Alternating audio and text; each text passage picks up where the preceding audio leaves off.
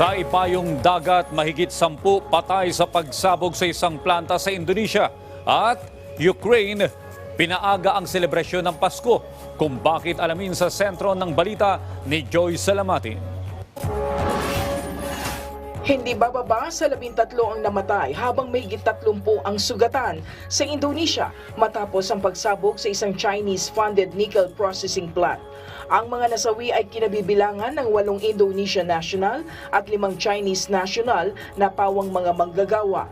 Batay sa investigasyon, nangyari ang pagsabog sa kasagsagan ng pagkumpuni sa furnace nang mag-apoy ang isang flammable liquid na kalaunan ay sumabog, dahilan para sumabog din ang mga kalapit na tangke ng oxygen.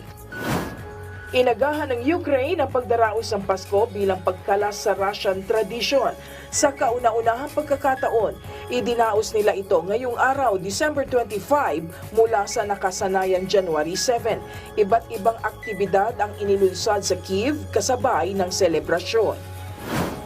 Ikinalungkot naman ni Pope Francis ang patuloy na nagaganap na kaguluhan sa Holy Land dahil sa labanan ng Israel at Hamas. Sa kanyang misa sa bisperas ng Pasko, inihayag ng Santo Papa ang pagkalungkot matapos madamay sa gulo ang Bethlehem, ang lungsod kung saan isinilang ang Hesukristo. Hiniling din ito sa mga mananampalataya na sama-samang magdasal para matuldukan ang kaguluhan sa lugar. Libo-libong riders na nakasuot ng Santa Claus costume ang nagtipon sa harap ng parliament sa Serbia. Ito ay bago sila magtungo sa isang children hospital para mamigay ng mga candy at matatamis na pagkain na kanilang nakolekta sa mga pasyente.